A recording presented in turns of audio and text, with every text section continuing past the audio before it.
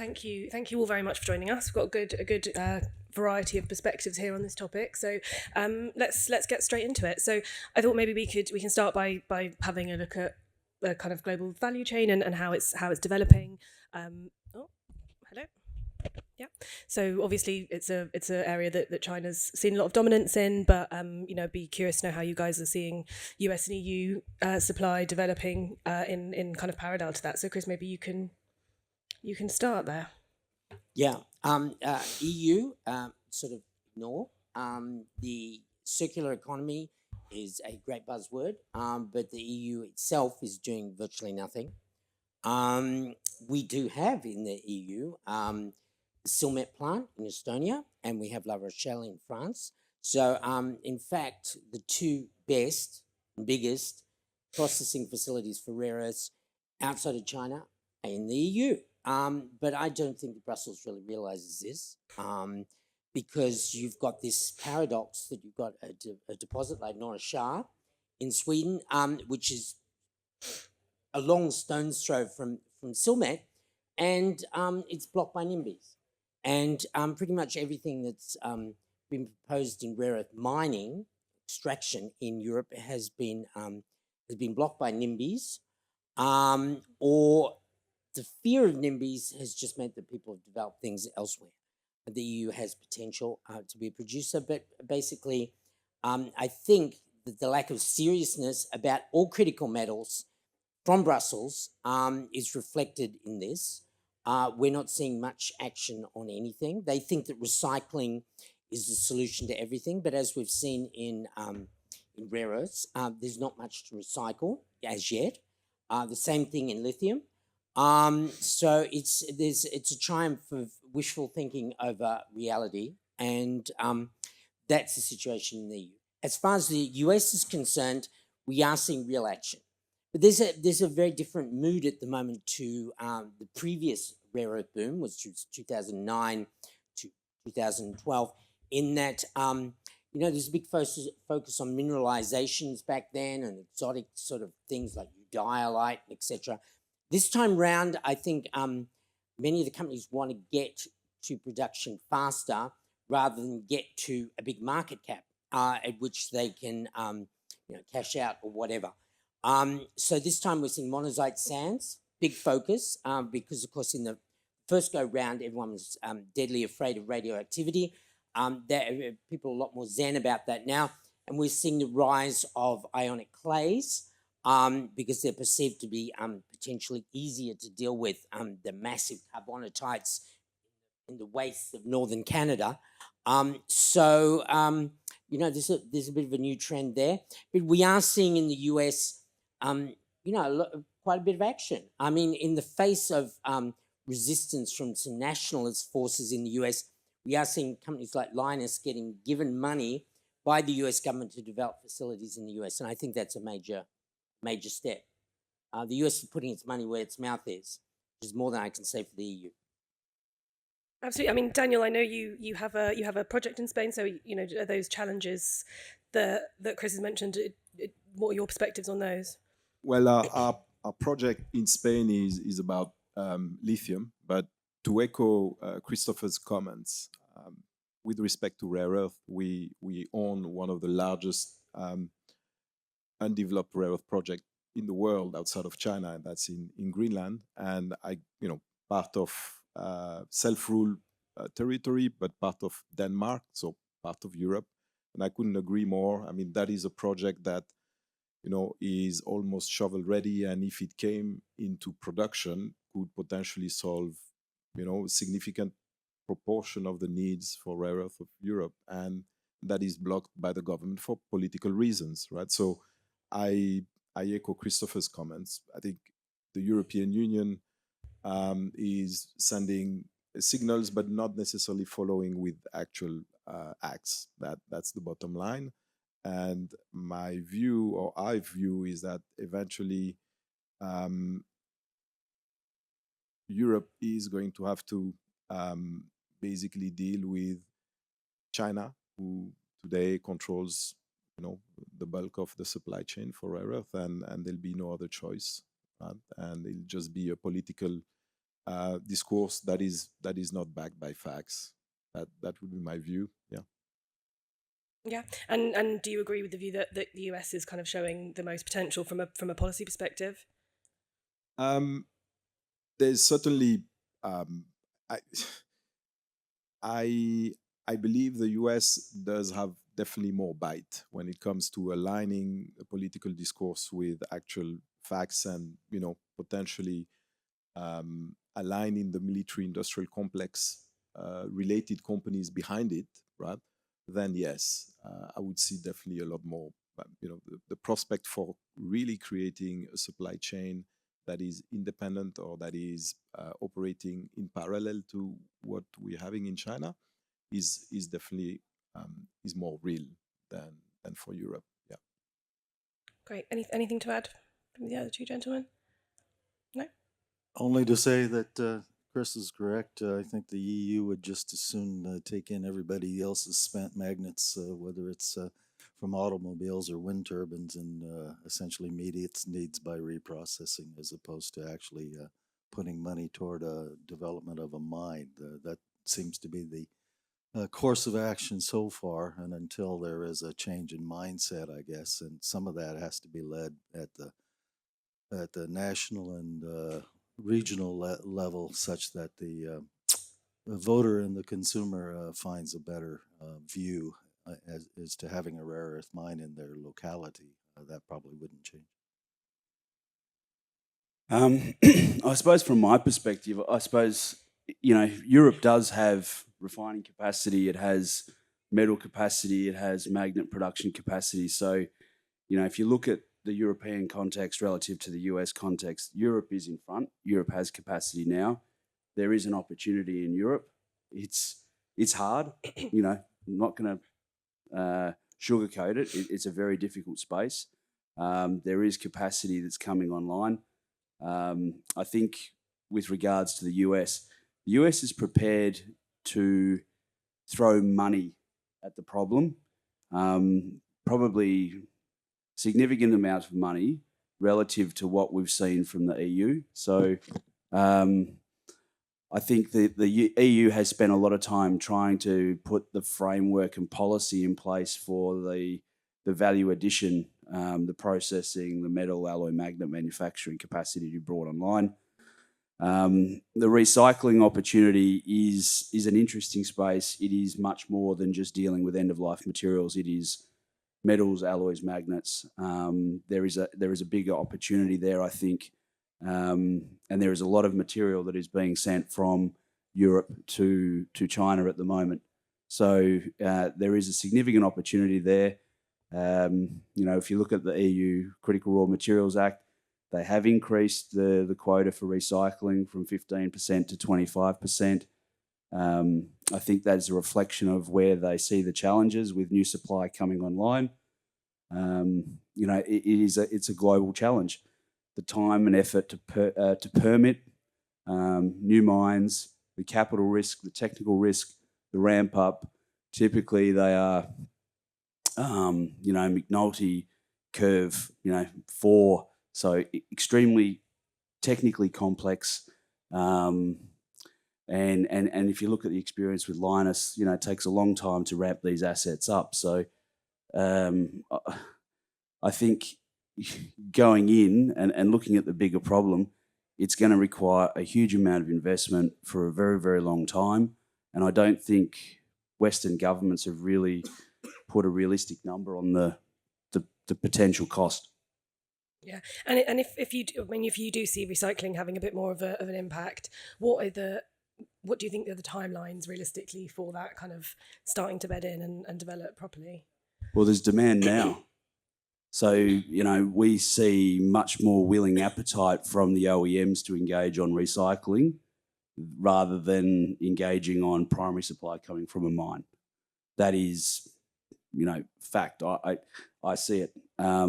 Open willingness engagement from the OEMs across the auto space and renewable energy to engage on recycling.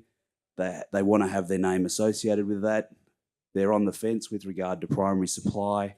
They're reluctant to understand or to have the exposure potentially brand risk. Recycling is a much more palatable opportunity for the OEMs. Yeah, agreed. And I mean, sticking on the kind of auto topic, obviously there was kind of an announcement from Tesla at the early this year, at the end of last year, about removing rare earths from their batteries. Is that going to introduce a new kind of dynamic of competition? Is that going to have a big impact, or do you think that's out the window? His credibility is a bit shot these days. He's said that before, and that's a bit of a sort of like his list to Santa, but he hasn't really done anything about it, and it hasn't been achieved. And there's far more to the world of OEMs than Tesla, as we're starting to see. And the Chinese are not really removing them either. So until there's some sort of great leap forward in technology, you're still going to need them.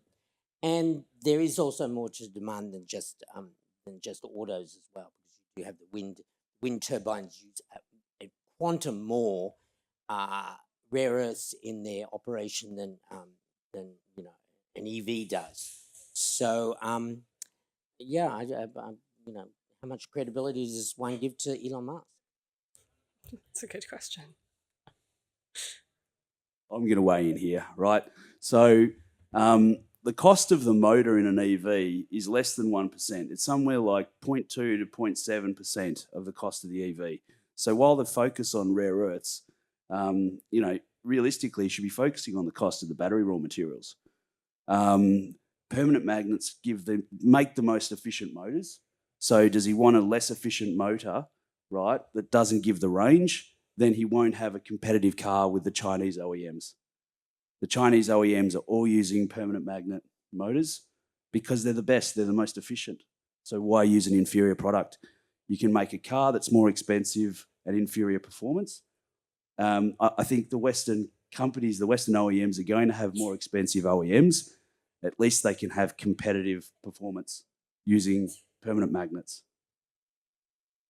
And just to add that it is important to realize that there is the process around actually getting the proper chemistries of these alternatives to the established in the marketplace, such that the various regulatory bodies within governments and as well as the automakers themselves will accept them, and that is a several years long process. So it's not something that we're going to see at any scale, even if it is successful yet.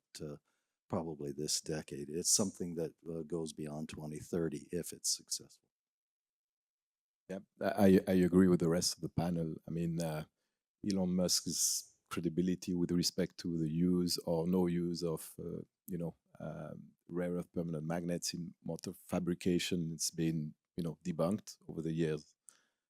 It is true that some of the European automakers are looking for solutions, right, to reduce the proportion of rare earth in their motors. There are, a series of initiatives that include EESM, right? So externally excited synchronous motors that don't use rare earth as a base that are being, tested. BMW, Renault are also kind of testing into that. But when you look at when you dig into the technology, they're looking at it as a complement, not as an alternative. So, impact on rare earth demand, I would say, will be limited, or appears that it'll be limited.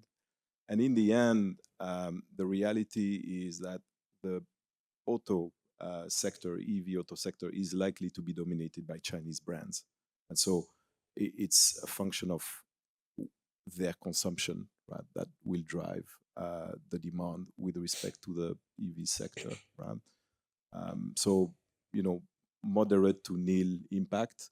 And then let's also not forget, it's true that an EV motor perhaps doubles the volume or the quantity of rare earth used in a car, but a standard internal combustion engine car today carries a significant amount of rare earth magnets for all sorts of mobile applications inside the car. So I'd say, minimal impact, really.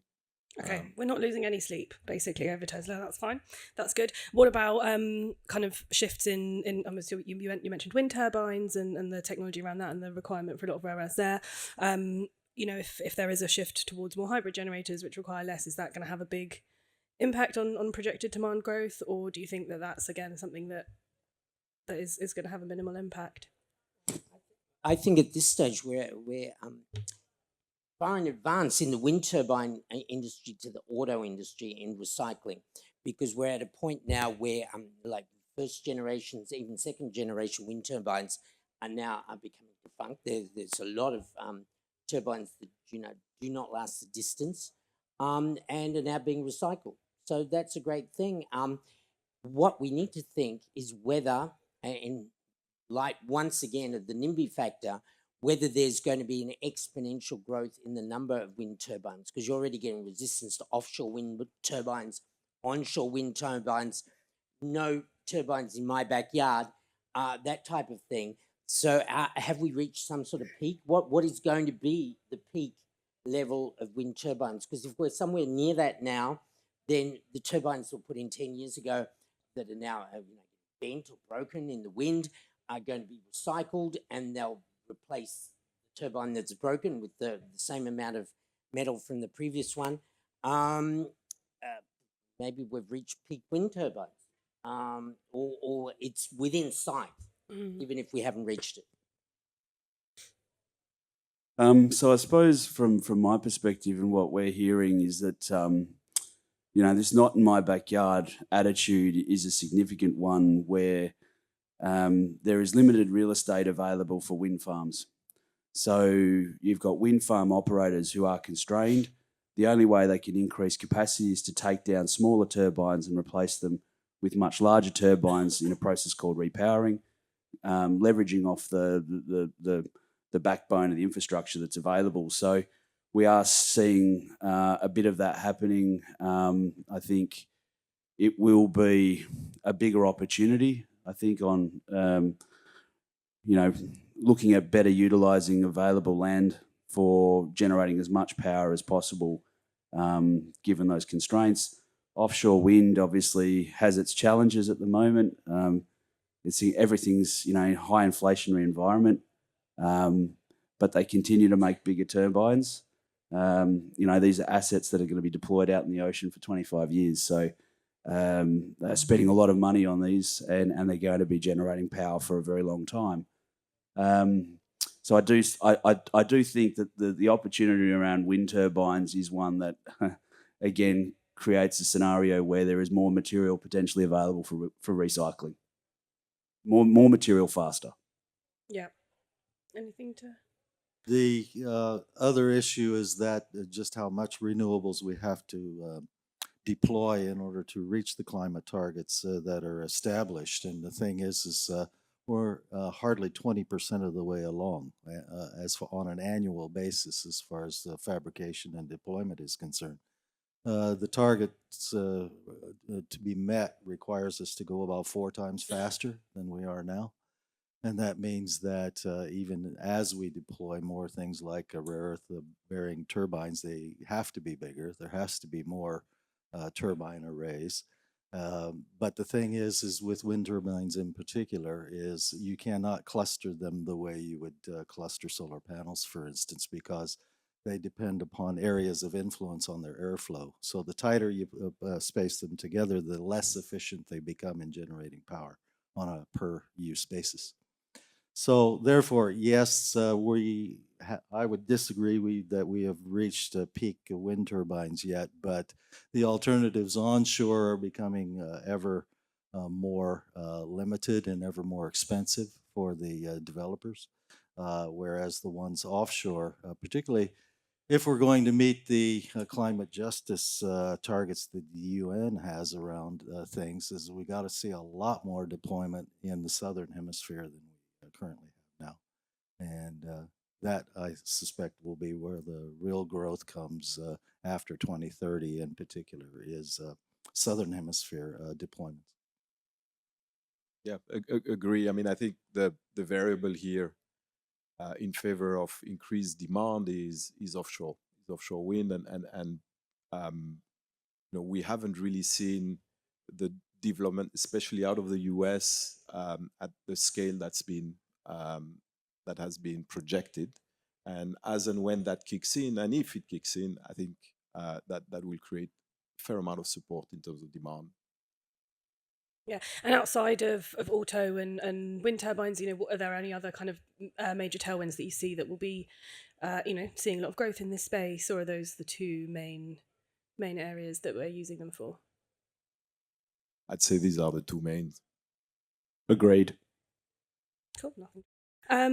So it's quite a technical space. So maybe we take a slightly different angle as well. What are the kind of key factors that investors should be looking for when they're trying to evaluate these projects? I guess would be something useful to look at. I'll lead off with that one.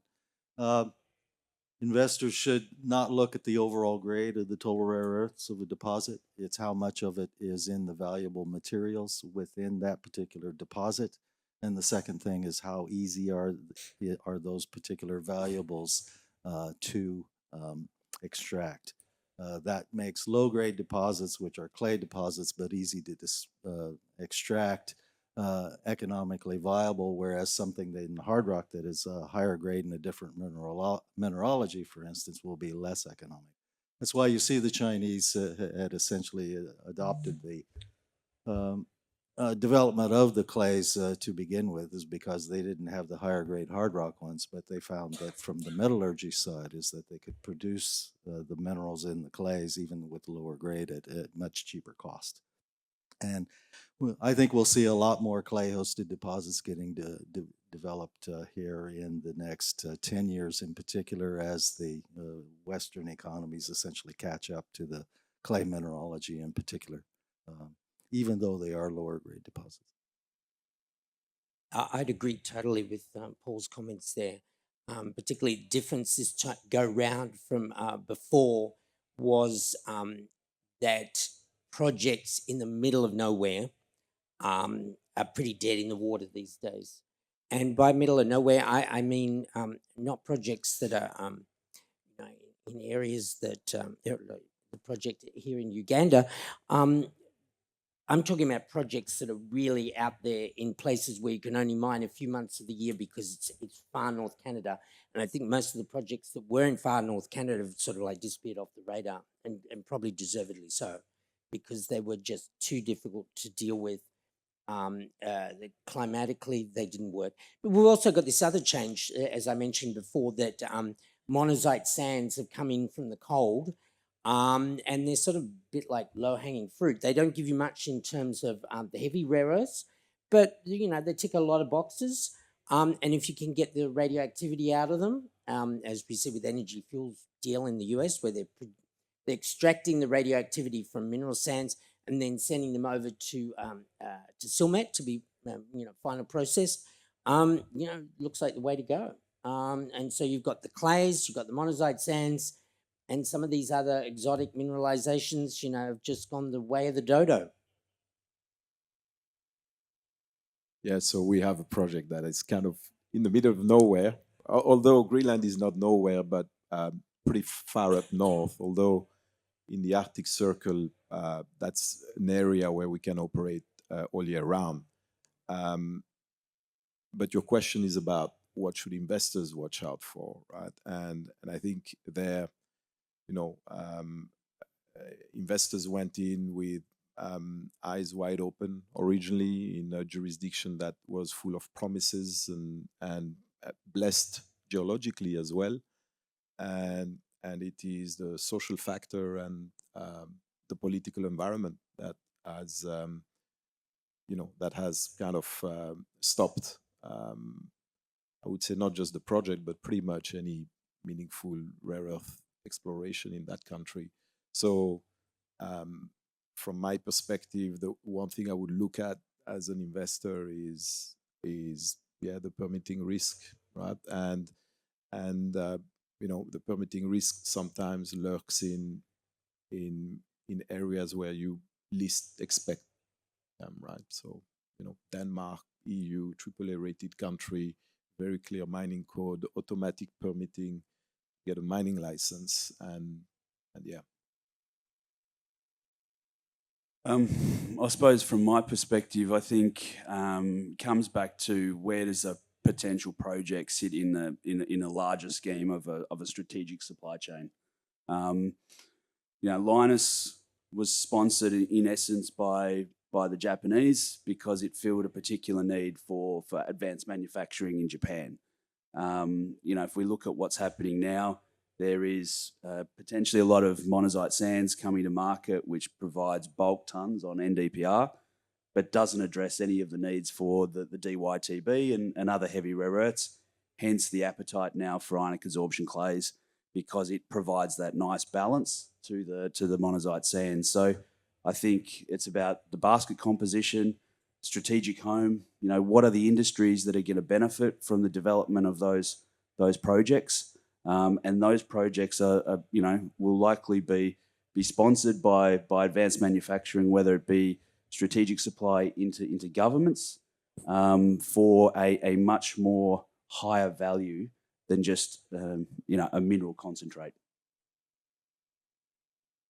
Okay, great, thank you. We do just have 2 minutes left, so any questions from the audience at this stage? Are we still all good? No? Okay, great. Okay, lovely. Any final thoughts from our panellists? I mean, the topic of the panel is what will the rare earth space look like in 2030? Chris, which I believe was actually a point that you'd made, so perhaps you'd like to give some closing thoughts on that. Well, we already had the great Darwinian event of 2012 when we went from 200 plus rare earth companies down to around 20. This go round, we've had a bit of a multiplier of the 20, but maybe we've got 60 now or 50, and they will shrink again. We haven't seen much M&A in the space. It's a bit disappointing to me that Linus has not actually gone and bought some sort of bolt-ons to improve its basket mix, as my colleague here has pointed out, because they've got some strengths, but they've got weaknesses as well. And these companies need to round out their portfolio of metals and widen their collection of projects, actually get themselves a bit of a pipeline, believe it or not. I think that's what we need to see. We'll see some more M&A. I don't think we're going to be having 50 companies in 2030. I think we may be down, because really the difference now is out of the first boom, we ended up with Molycorp and Linus, and Molycorp went bust. And then Linus and Molycorp, of course, has now been resuscitated as MP. But we've got more real players now. We've got less fakers. We've got companies who really want to produce. And we've got, we've got the potential to see probably coming out of this period now, because we've got, once again, the Chinese sabotaging the price. And it's damned annoying, but then the US government doesn't seem to care about cheapness anymore. And many of the players in the industry have realized that cheap is not necessarily the only way you need to go. You need to have reliable, not just cheap. And so that's why your back deals, despite the fact that the Chinese may have sunk the price in the short term. But we can see from Vital Metals that, the effect of the Chinese sinking the price actually does manage to clear out other players from the market, which is unfortunate, because real companies disappear in this process. Just in a couple seconds, just to say that any nations out there that have military obligations elsewhere, or as long with their own citizens, have a security priority to make sure they have the supply. And the thing is that the supply over the next decade to meet both climate targets and defense needs is not nearly enough at the moment. I'd say, China will continue to dominate this supply chain, I think, for at least another decade, perhaps two. I think when you look at the West, Europe does speak a good political game, but that's what it is, and there isn't really behind the real level of support that is required. And I think really, if we are to see a split of the supply chain or a diversification, it will come from the United States, and we have yet to see that. That's the bottom line. 2030, it'll be here before we know it, and we'll probably be still talking about it, and governments will still be, talking about deploying money and building capacity. I think governments need to do more. They're leaving it for the companies to try and push through, and it's capital intensive. It's a difficult, opaque market where pricing is not reflecting true supply and demand. So it's incredibly difficult to finance projects in the rare earth space at the moment. So I think we've got probably 60 companies in the rare earth space on the ASX at the moment. So it feels like we're probably back to where we were in 2012. Where do we be? Look, we could have more companies. There is no shortage of rare earths out there. It's about trying to find the quality assets that are going to go into production. They will be in production in 2030 because the world needs as much magnet rare earths as it can find in order to meet the ambitions and policy targets that have been put in place. So China needs the heavies. It doesn't have them anymore. that's it. There's a race for heavies. There's not enough. Yeah. Not enough. Great. Well, thank you. Thanks so much to my panelists. That was a great discussion. Yeah.